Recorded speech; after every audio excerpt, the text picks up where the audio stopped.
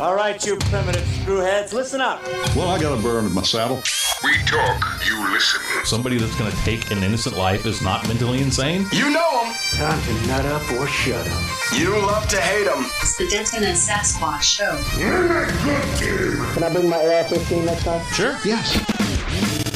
This place is half talk show, half weird daycare. I love it. You can't handle the truth.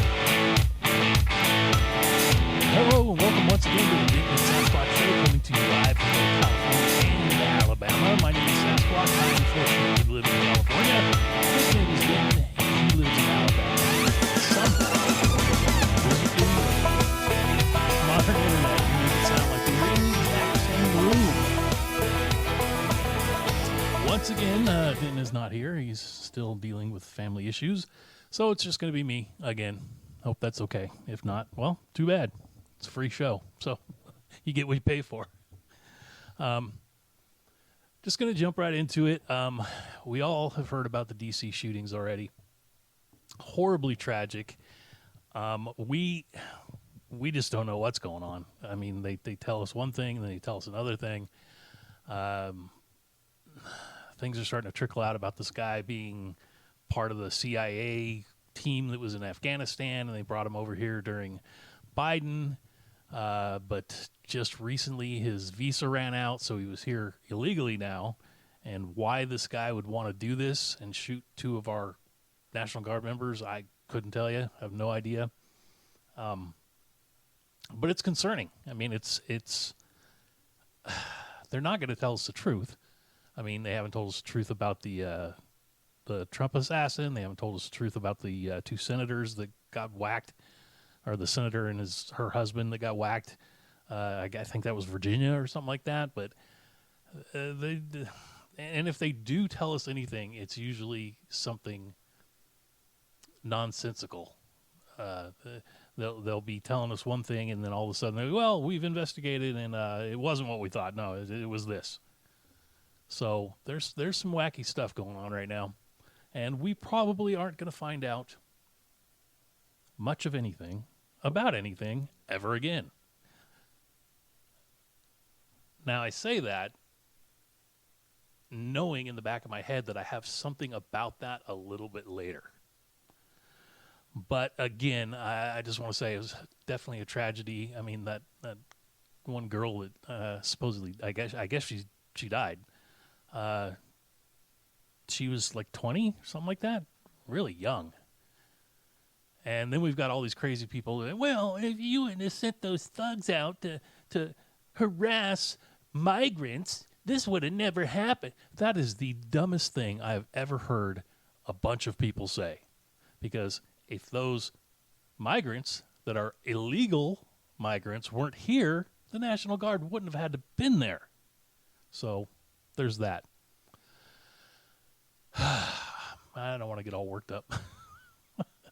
It's the day after Thanksgiving. I shouldn't be getting worked up. But, you know, some of this stuff is infuriating, and rightfully so. And if you agree with me, then you're in the right show. You're at the right place. Trust me. Now, there's some other stuff going on, too. Let me real quick just give you the email in case anybody wants to email us. It is dentonandsasshow@gmail.com. dentonandsasshow@gmail.com. Now, we always want you to have the email because we encourage people to write us, let us know what's going on. And that actually happened. It happens occasionally. But we have a listener. We have listeners all over the world, believe it or not. We've got some in New Zealand, some in the UK, Germany, Canada. We've had Mexico before. We've had weird places. It could be a VPN, who knows? But it shows us. I knew I was going to have problems with this. Hold on a second. So as I was saying, we have listeners throughout the world.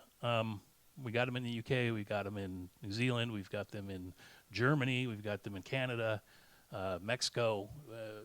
On our site that we put our podcast onto, it has statistics, and it gives us statistics of where in the world people are listening, as well as how many people are listening, and, you know, yada, yada, yada.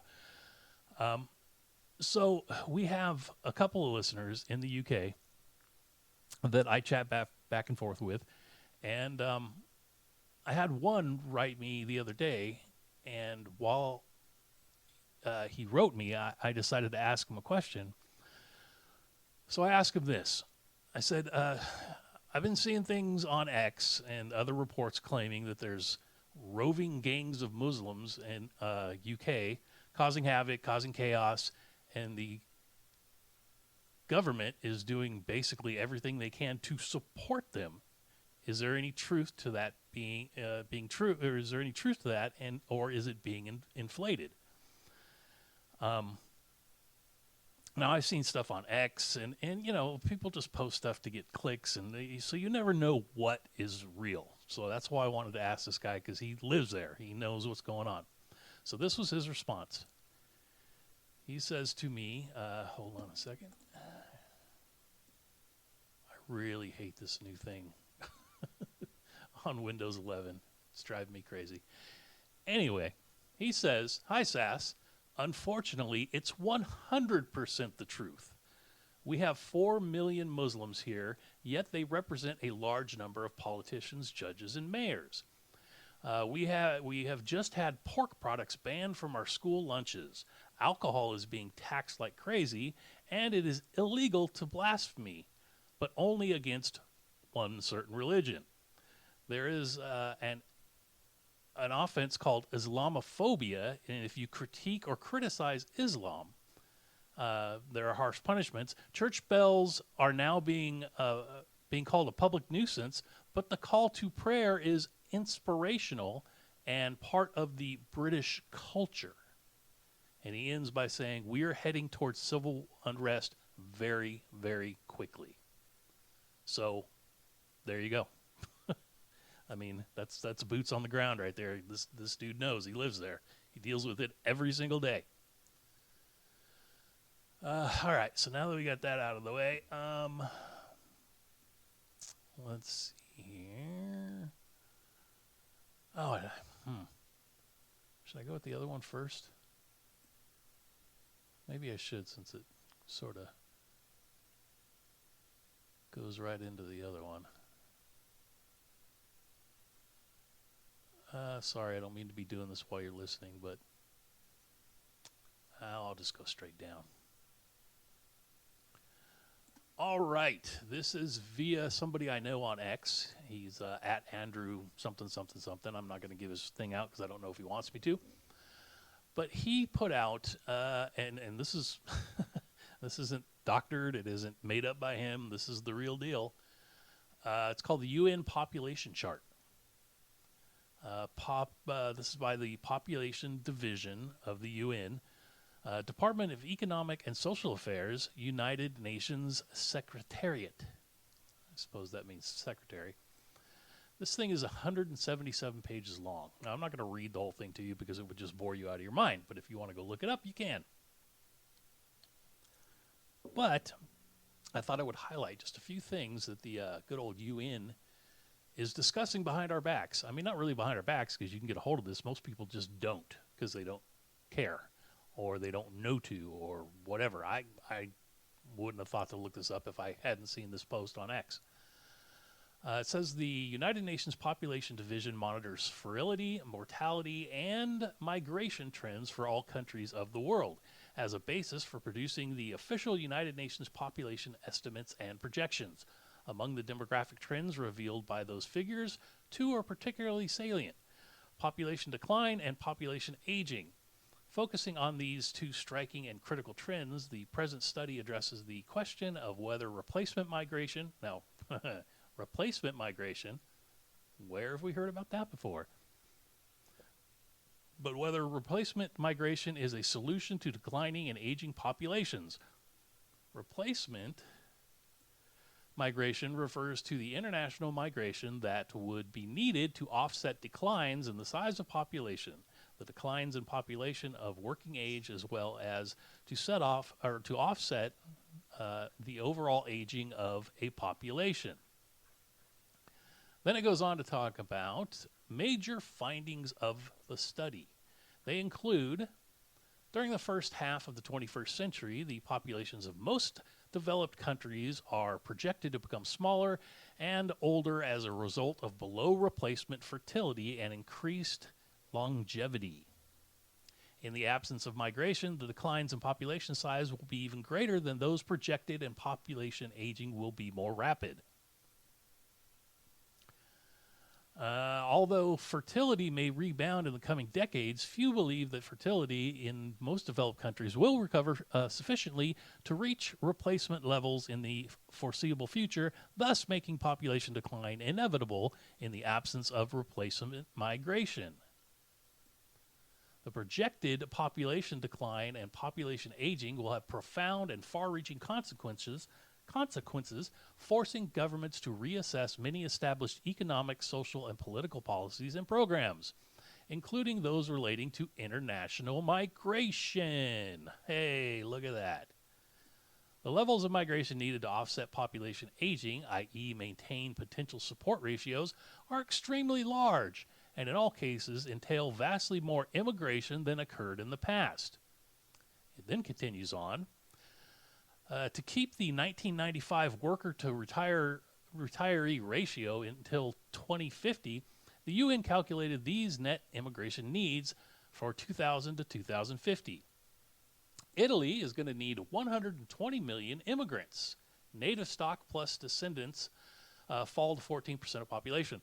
Germany is going to need 181 million new immigrants. France will need 91 million new immigrants. UK will need 136 million new immigrants, whatever you want to call them. Europe in total will need 159 to 700 plus million. USA, 593 million immigrants is what we'll need by 2050 is what they're saying. South Korea, listen to this one. It's going to blow your mind. They're going to need 5.1 billion. Yes, that is billion with a B by 2050. So in 25 years, they want to pump 5.1 billion new immigrants into South Korea. So going on, in summary, the new challenges being brought about by declining and aging populations will require objective, thorough, and comprehensive reassessments of many established economic, social, and political policies and programs. Such reassessments will need to incorporate a long-term perspective. Critical issues to be addressed in those reassessments would include the appropriate ages for retirement, the levels, types, and nature of retirement and healthcare benefits for the elderly, the labor force participation, the assessed amounts of contributions from workers and employers to support retirement and healthcare benefits, in particular replacement migration and the integration of large numbers of recent migrants and their descendants. So, we have the UN deciding how many people we need to come into our country and a bunch of other countries. USA needs, let me scroll back up here and see what it said. I can't remember the exact number. 593 million. Well, we're getting them out right now, so we're going to have to bring more in. Who's going to make us do this? The UN? Our own government? Just something to think about. Because, as I've said a million times on this show, things are screwy right now. Really, really screwy. And we do have declining ages. People, as they retire, we need new workforce. But that should be our citizens or immigrants that we want here. I mean, like I was saying earlier from the listener in the UK, they're just bringing people in. And what's going on? They don't have the same values. They don't have the same cultures. They don't have the same habits. And it throws everything into chaos. And I know these people at the UN, they all think, oh, we can control this. No, you can't. No, you can't. Because once they get here and they get embedded and dig in their heels, you can't just ask them to leave. It ain't going to work that way. So, I just wanted to bring that up so everybody is sort of on the same page and knows what's going on. You might want to look into it. Like I said, that was from Population Division, Department of Economic and Social Affairs, United Nations Secretariat. Wasn't that a horse's name? Secretariat. But anyway, I'm sure you could look that up and read about it. Probably more in depth than I gave you because I didn't want to bore you to death. All right. Next up, this is from futurism.com. A lot of talk about AI these days. Again, I'm not reading the whole article, just going to give you the strong points. This one's kind of funny, but it's scary too at the same time.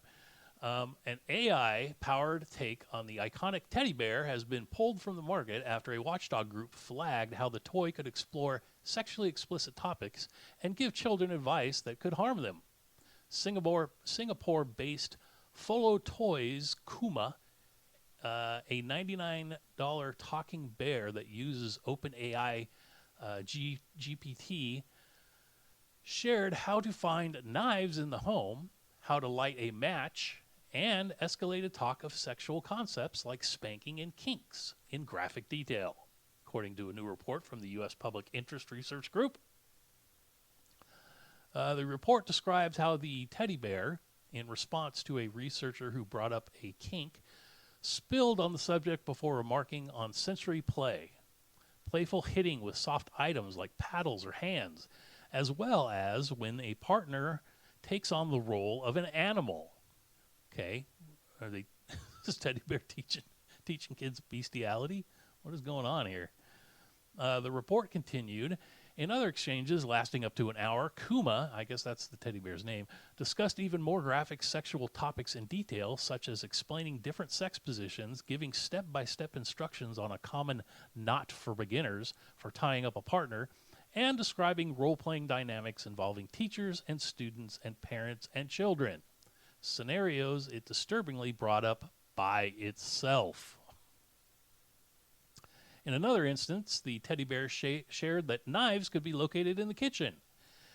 They could be found in kitchen drawers or in a knife block, before advising that it's important to ask an adult for help when looking for them. Why does a kid need to know where the knives are? Folo Toy has since suspended the sale of all toys beyond the teddy bear, with a company representative telling the watchdog group that it will be carrying out a company-wide end-to-end safety audit across all products. As of today, Futurism has learned that the company has changed its name to Skynet. All right, little joke there at the very end, but if you know what Skynet is, you laughed. Oh, man. So many futuristic things on this show. It is the future. All right, this is from ZME Science. And the headline reads, "We're entering the age of brain weapons and the world isn't ready for it."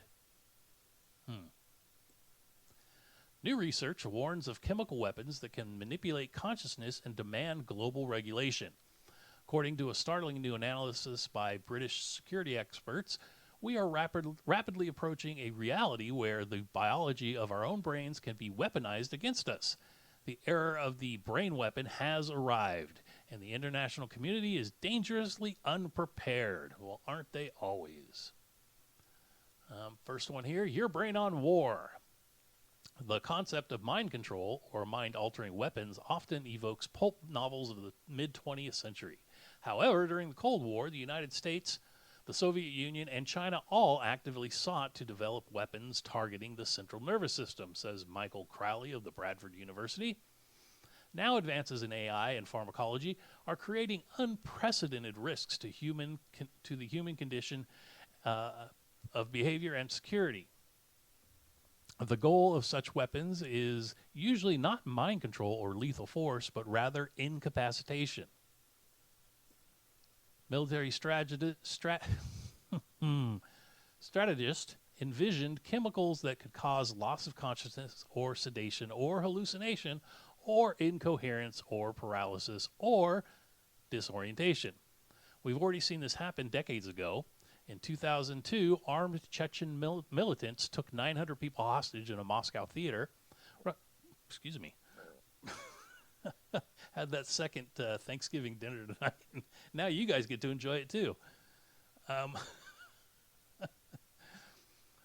Russian security forces responded by pumping an aerosolized chemical into the ventilation system to neutralize the attackers.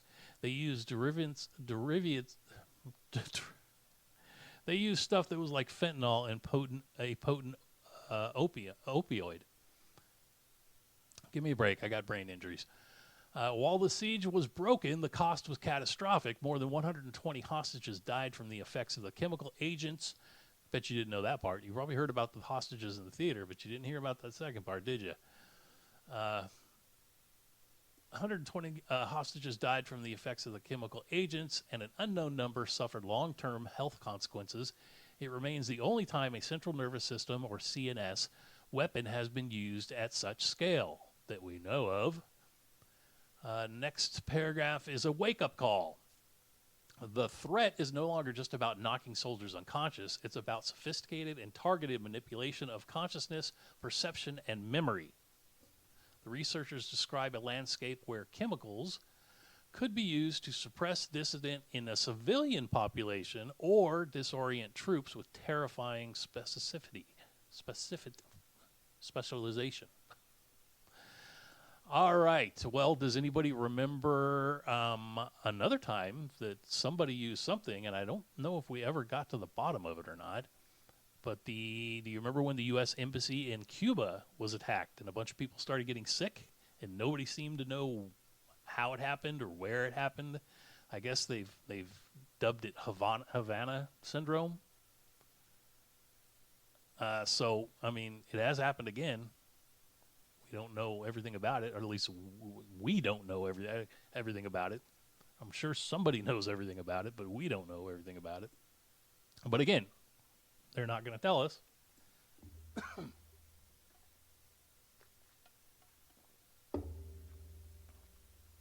Man, I really didn't mean to scare you guys like the day after Thanksgiving. I just thought this stuff was interesting, but now that I'm reading through it a little more closer, I'm like, geez, the world is a crazy place, man. All right, this is one from jesterpolitics.com. I read an article from him last time. Another dude I met on X. He is a writer, and he writes some really good stuff. This one is called The Utter Collapse of Credibility, How the U.S. Government Became the Most Corrupt Institution in Human History. Well, this should be fun and uplifting. All right. Again, this is from jesterpolitics.com. The United States government, once a holy symbol of liberty and justice, has metastasized into a cesspool of corruption so vile it makes Roman Empire. It makes the Roman Empire decline look like a quaint misunderstanding. This isn't mere decay. It is deliberate, systematic dismantling of trust, ethics, and accountability, orchestrated by a cabal of self-serving elites who've turned democracy into a rigged casino for their enrichment. From fabricated political hoaxes to a federal debt spiraling past $37 trillion, from intelligence agencies weaponized against citizens to a media transformed into a leftist propaganda machine, the U.S. government has surpassed every historical tyranny, be it Nero's Rome, Stalin's USSR, or Mao's China, in its breathtaking scale of deceit and betrayal. Goes on to say, the seeds of America's corruption were sown early, germinating through centuries of greed, power, lust, and betrayal by those entrusted to uphold the Republic's ideals.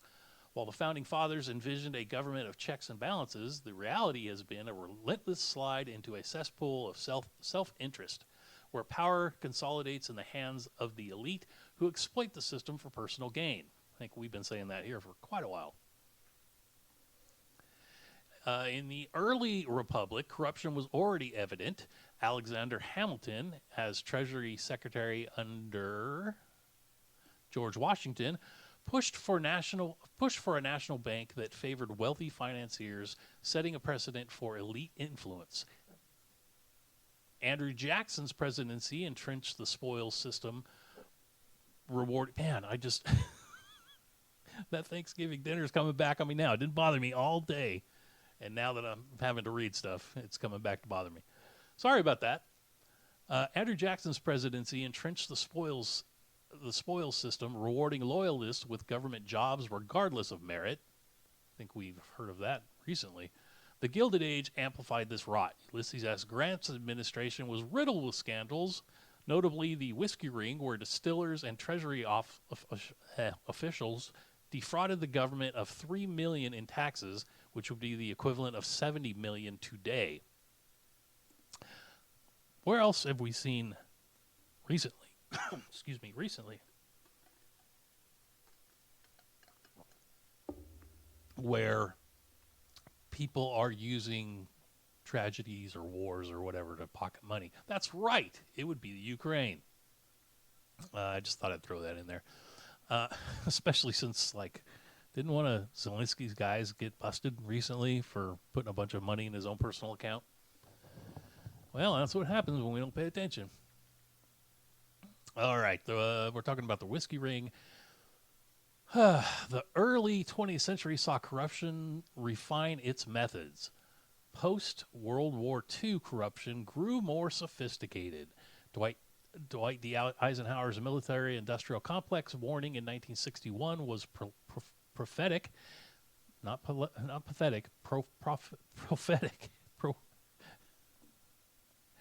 Like I said, cut me a break. I've got brain injuries, and they're trying to take me down off of my meds, so my brain is a little wacky right now.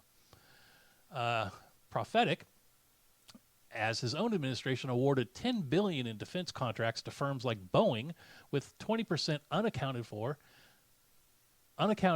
John F. Kennedy's 1960 election was marred by allegations of vote buying in Chicago, orchestrated by Mayor Richard Daley's machine, delivering Illinois to Kennedy. Lyndon B. Johnson, let's see what he did. Great Society programs, while socially ambitious, saw $1 billion in contracts to donors like Brown and Root. Brown and Root, I've never heard of them. Oh, later to become Halliburton. Yes, Brown and Root became Halliburton, and we know that name very well. Per 1965 FEC filings, his escalation of the Vietnam War, costing $168 billion, enriched defense firms while 58,000 Americans died. See, now here's the thing. We have soldiers that go over there thinking they're doing the right thing. They're protecting our country and our interests. Well, they're protecting these guys' interests, the elite. The what's that word? Not elite. The again with the brain. The state. But it's not. There's another word to it. Anyway, it'll come to me in a second. Then there's Richard Nixon's Watergate scandal. The 1980s brought us Ronald Reagan's Iran-Contra affair. George W. Bush's administration took corruption to new heights. The 2003 Iraq War, based on fabricated WMD claims, cost $2 trillion, with $60 billion lost in fraud. $60 billion that they just we don't know what happened to it.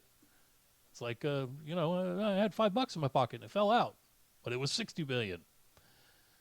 The U.S. judiciary, meant to be the last bastion of justice, is a festering swamp of political bias, elite protection, and unaccountable power, rigging the system to shield the powerful while crushing the powerless under a corrupt gavel. Federal judges appointed by bipartisan presidents and confirmed by a polarized Senate wield lifetime tenure, ensuring zero accountability for their biases or conflicts. In conclusion, the U.S. government is not just corrupt, it is a criminal syndicate of apocalyptic proportions, a bloated, festering parasite that feeds on the trust, wealth, and future of its citizens while leaving a trail of devastation. From the Russia hoax to the $37 trillion debt, from pedophile protecting elites to a war machine that thrives on slaughter, every facet of this government reeks of rot. The media, a propaganda arm, the judiciary, a rigged gavel, big tech, a digital prison, and corporations, the puppet masters, each play its role in this dystopian nightmare. The deep state must be purged, insider trading banned, debt slashed, and the war machine starved. Without this, the U.S. collapsed under the weight of its own greed, leaving a legacy of ruin for generations. The clock is ticking, and the republic is on life support, suffocated by a government that serves only itself. So, there you go. If you want to read the entire article, you can. It's much more in depth. That is jesterpolitics.com.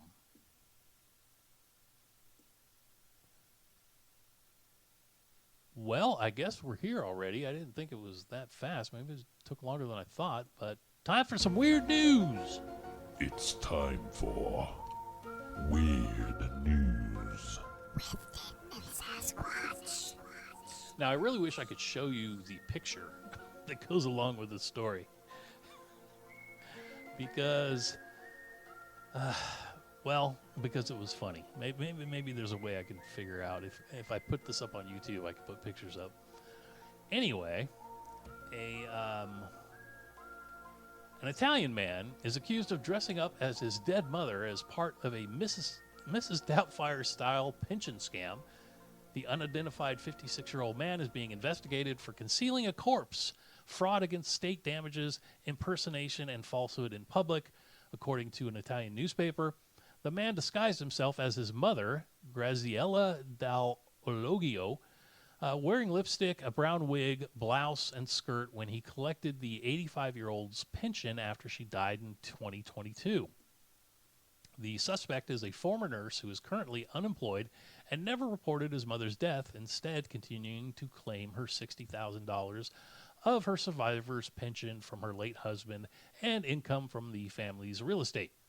A registry office clerk in Borgo Virgilio noticed the man's disguise when he came in to renew his mother's identity card and contacted local authorities, which led to an investigation being launched by Borgo Virgilio Mayor Francesco Apporti.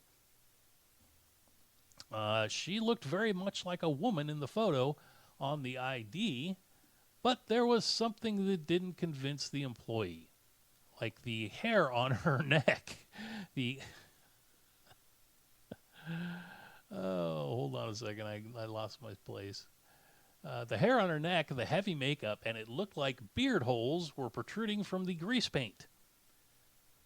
We analyzed the video, surveillance footage, and saw the woman arrive in a car. Alarm bells ringing. The woman doesn't have a driver's license. Piece by piece, the picture of the unpleasant situation began to emerge, he added. The office clerk called the man back to the registry, where he was confronted by the mayor and police officers, at which point he admitted to the disguise. Footage captured at the scene showed the man in full disguise and walking with a cane. The man agreed to let authorities search his mother's home after his confession, at which point her mummified body was found in a room. Wow. I wouldn't say that was Mrs. Doubtfire. I would say that is Psycho. Because didn't he have his mom's dead body, like, in the rocking chair up in the attic or something like that? Crazy, man, crazy. People do crazy stuff for money. All right, our second up in weird news. This one, I've had something like this happen before. I was driving to work one day, and I was behind a work truck, and this guy apparently didn't tie anything down or care what flew out of the back of his truck, but a square piece of plywood came flying out of the truck. Just the wind picked it up out of the back and flung it towards me. It was coming right for my face. And I don't know if God was watching out for me that day or if just the wind hit it just right, but as soon as it got up to my window, my front windshield, it caught the wind or whatever and just flew off to the left around my car. Didn't even hit my truck. I was like, oh my God. That was a pucker factor of 9. So, pretty crazy. But anyway, now that you've heard my story, let's move on to this story. A motorist in western North Carolina had a startling encounter when a bald eagle dropped a cat carcass onto her car windshield while driving on U.S. Route 74 near Bryson City. The incident occurred on Wednesday, November 19th, and left the driver uninjured but understandably shaken. In a call to 911, the driver reported, "You may not believe me, but I just had a bald eagle drop a cat through my windshield. It's absolutely shattered my windshield." The dispatcher responded with assurance, saying, "I do believe you, honestly," and then laughed nervously. The North Carolina Wildlife Resource Commission, Kendrick Weeks, explained that bald eagles, known for scavenging, might have picked up the cat as roadkill. Eagles can drop prey for various reasons, such as a poor grip or if the prey struggles, potentially causing injury to the bird. The driver mentioned that another person witnessed the unusual event, describing it as the craziest thing that they had ever seen. The dispatcher was confirmed that the driver did not No, I'm sorry. The driver did survive. The dispatcher confirmed that the cat did not survive and was found on the roadside. Oh, my goodness. Say it isn't so, Mr. Whiskers. Crazy. Crazy, crazy, crazy. Oh, that's why we call it weird news. And our final weird news story, a 65-year-old woman in Thailand identified... Okay, now, the reason I picked this story is because I wanted to challenge myself to these names. I'm never getting through them. I'm not going to say any of them right, but that's the fun part of this. All right, a 65-year-old woman in Thailand identified as Chon Three Rot was discovered alive inside her coffin just moments before her planned cremation at the Wat Rak Prakhong Thom, a Buddhist temple in Non Tha Buri near Bangkok. I know Bangkok. The incident occurred on Sunday, November 23rd, when temple staff opened the coffin for final preparation and noticed that the woman was moving her arms and head. Chon Three Rot had been declared dead at her home in Phit Son Ulok in the early morning hours of the previous day. Her family, believing that she had passed peacefully, transported her body in a white coffin to the temple, which provides free cremation services. The woman's younger brother, Mong Cole, had signed paperwork confirming her death and handed it to the Buddhist monk responsible for the ceremony. However, upon arrival at the temple, Chon Three Rot shocked her family by knocking on the coffin lid, indicating she was still alive. Temple worker Tham Man Noon was about to move the coffin for the ceremony, heard knocking and a faint cry for help. I peeled back the cloth covering her and froze when I saw she was still moving, he said. The abbot of the temple immediately arranged for her to be taken to Bang Yai Hospital, where doctors found she was experiencing severe hypoglycemia, not cardiac arrest or respiratory failure, as initially believed. The temple assured the family that it would cover all medical expenses. Well, that's nice of them. I did get through those names all right, right? All right, well, that's our weird news. That means it is the end of the show. And with the end of the show, that means I have to say something clever, which I'm not going to, but I am going to say, with Thanksgiving being right behind us, make sure that you are thankful for all God has given you. Stay safe and help each other whenever you can. And don't take any crap from anyone ever. So until next time, have yourself a good one. See ya.